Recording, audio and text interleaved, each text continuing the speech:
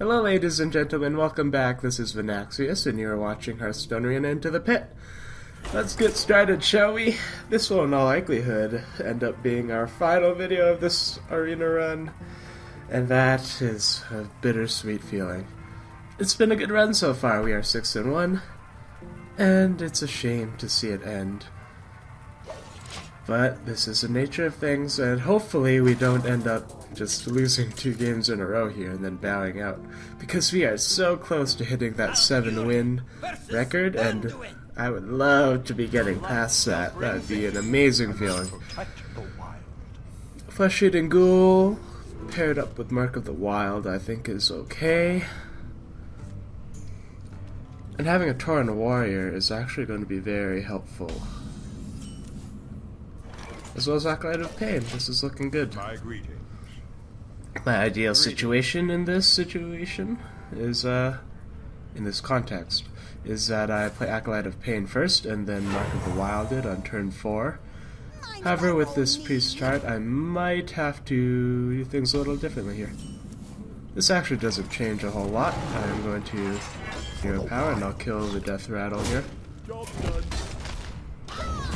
And after that I'll end my turn, and we'll see what he plays this turn. He no longer has a coin, which means that he cannot play anything worth 3 mana this turn.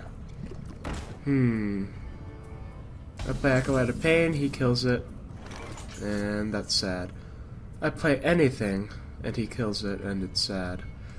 So, I don't feel too terrible about a Tauren Warrior trade within Swamp Ooze. It is a 1 mana disadvantage for me. However, it'll get the Swamp Ooze off the field and hopefully make Acolyte of Pain or Flesh-Eating Ghoul a little bit more viable. Boy can dream, at least. Ooh, Raging Organ is also scary. Obviously I do not want to Acolyte of Pain, nor do I want to Flesh-Eating Ghoul. Nor do I want to swipe. What'll our turn 5 be? It might be worth it to...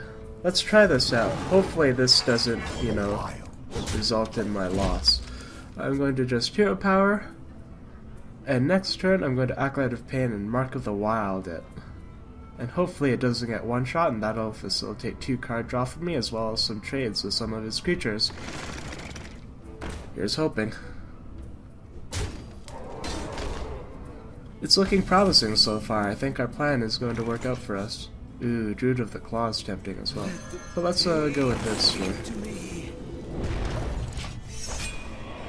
And a 3/5 Acolyte of Pain is pretty good, unless he decides to play a Silence, and then I'll cry and be very sad. 6 mana next turn. We can swipe and Hero Power, or we can Flesh-Eating Ghoul, or we can Druid of the Claw. We have a lot of options available to us. You love my new recipe. Ooh, that is a very smart play out of him. Good use of the Crazed Alchemist there, and I end up only trading 1 for 1.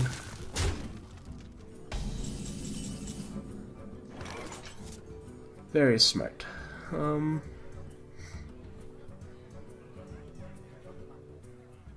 Next turn with 7 mana we can Ancient of War, which sounds like a good deal to me, so what I'm going to do here is swipe everything, Hero Power, finish off the Lightwell, and we'll see what his next play is. He is almost at 8 mana, and that's going to be very scary because... Oh look, Mind Control! I win! It probably won't work out in that particular manner, but it's a possibility for sure. It's sort of a problem that I have sort of essentially done 0 damage so far, but... Whoa. There we go. The 5/10 Taunt will hopefully delay for at least 1 turn, because he cannot play his Mind Control until turn 8. I always assume that a priest has Mind Control, because you might as well, because they probably do. However, with the turn 8 we can Ironbark Protector, and then things are looking more scary. Ooh, I don't like that. Is he going to trade a bunch of things for my Ancient of War as well? Oh, that's smart. The Darksteel Healer doesn't even die. Wow, this is, we now have a problem. I think I don't want to just Ironback Protector because of the issues with that I sort of mentioned earlier. I do wonder. We'll do Druid of the Claw and give it Taunt. And then we will Flesh-Eating Ghoul. And then next turn, we may be able to Core Hound and Mark of the Wild it or something like that. We shall see. It is very scary playing against a priest here, though, for sure. Alright, that's smart. The light protects me. Don't mess with Tusker. I really do need to get the Stormwind champion off the field at some point, though. That will be quite important for me, and things are not looking good for us right now, for sure. Whew.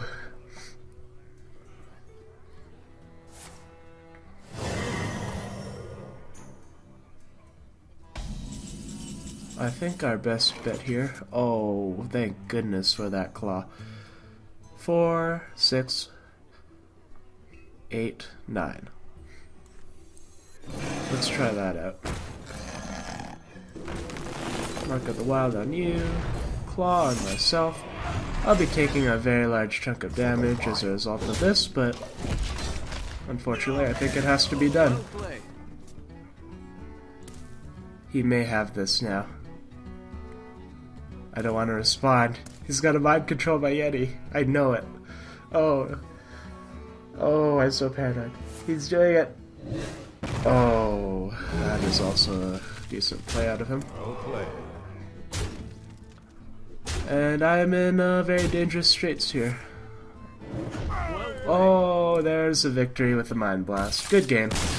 Yeah, he just had momentum for the entire duration of that round, and that ended up costing me there. I think my start was a lot slower than it needed to be in order for me to secure a victory.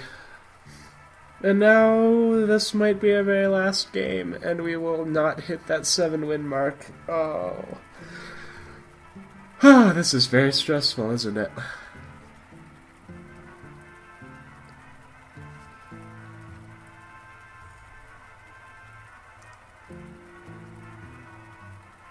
That was a solid deck of the priests as well, though. And something that stood out was that he didn't even make use of a lot of the priest-oriented cards. It was just really solid overall, and I think that's a lesson I should take with me into my future drafting phases of my arena runs. Ooh, this is a good-looking start for sure, with the exception of that Core Hound there. We'll see what we get instead. It's okay. I don't mind it still. My greetings. Ooh.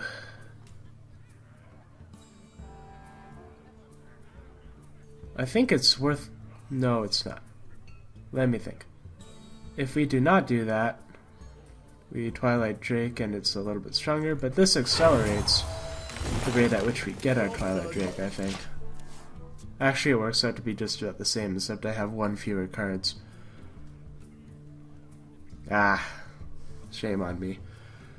That was a bit of a misplay there, I think. I should have just held on to the coin and stuff. Okay.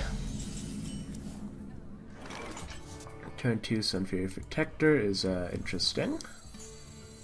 I could kill it, but I'd rather start playing some minions, and then next turn I might want to claw and Hero Power or something. We'll see.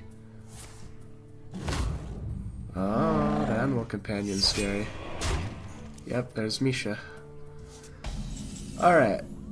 I don't see much of a better situation in which we would be able to play Twilight Drake, so I'm going to do so right now. Hunters don't really have a healing source, so I'm comfortable with exchanging in that manner. Because now, if they don't just, like, do damage to my Twilight Drake, I'll just kill it with Damage Golem unless, the Hunter gets rid of the 2-1 in some fashion, in which case I get a card for it. Or the Sunfury Protector, I guess.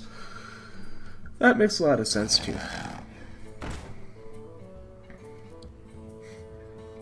Yep. Now would be a particularly nice situation for a swipe, I feel. I'll probably claw the Nisha this turn. Oh, look at that! We get a swipe. Things could not have worked out more in our favor, I'd say. We'll swing in with the Twilight Drake. I'm going to claw the Fairy Dragon as well. And that'll give us a good presence over the board for the time being. Our turn 7 and 8 are relatively strong. Core Hound is sort of meh. But it is something at least, and that's a good thing. Our turn 6 currently is leaving us with a lot of empty, unused mana unless we top deck something here. Which we do. Do we want to Mark of the Wild right now, though? For the wilds. I would say yes. Let's try to run with a lead here. Chances are they won't have another deadly shot or anything. If they do, that'll be quite unfortunate. Looks like our hunter friend has some decisions to make here, though, so...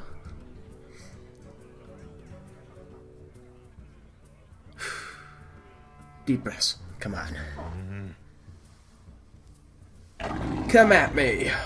Oh gosh. Savannah Highmane is definitely, scary. We grab a second swipe, which is good. We'll play out our Core Hound this turn, though. And hopefully the Core Hound lives so we can do 9 damage to them. Depending on what we top deck, I think it's likely that I'll just play out Ironbark Protector. However, if the situation arises in which swipe becomes a good deal, then of course I will swipe. I wonder. If we top deck like another Mark of the Wild or something as well, I'll definitely just put that on the Core Hound to get a little bit of extra damage. Well, it would have been an appealing swipe target if it wasn't the Dark Scale Healer. Unfortunately, it was. Okay, let's see. I think we swing in, we play Ironbark Protector, and we'll end our turn. Obviously, Wild Growth is not going to be very useful for us here, but unfortunately, that is what is going to have to happen. Ooh. This card draw is scary too. We're going to have to get the Hunter dealt with as quickly as possible because we don't have any card draw of our own. And there's not a lot that we can top deck that would make a monumental difference either. Oh, that is so brutal. Things are not looking up for us here.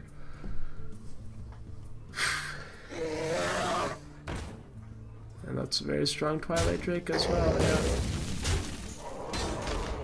Oh dear. I'm in dire straits now. We'll play the Yeti.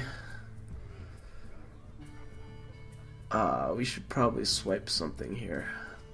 But I can't get anything killed unless it's just a hyena.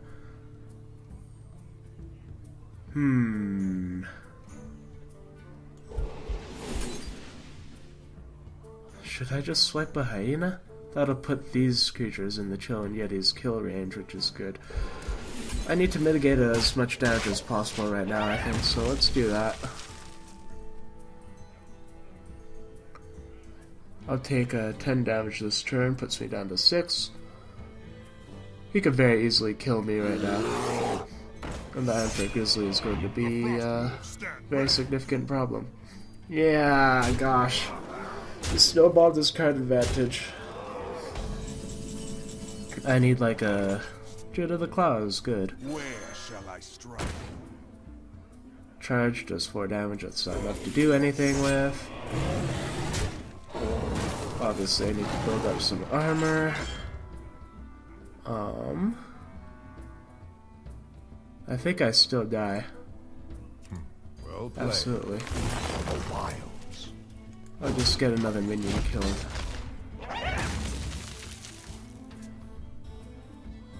I did not know that the wild growth gave me excess mana, which allows me to draw a card. That's a nice thing to have for sure. And there's the finisher. We end up losing 2 games, and we are frozen at 6-3. That's the worst situation that could have happened in this video, but it was a good run. I have to accept it because I have no other choice, do I? Excuse me, oh gosh. We hit platinum, which is always a nice level to reach at least. I think it's been a while since we've been at the platinum level as well. So I don't feel too terrible about it. We end up with 80 gold, which isn't bad either. Of course we'll open up our pack as well. And see what we get here.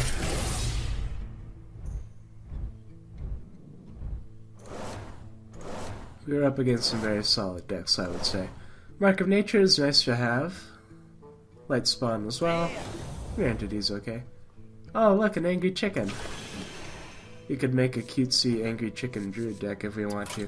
Anyways, that will be it for this video. Thank you very much for watching and joining me on this adventure. I appreciate your support and the time you've invested. And I'll see you next time.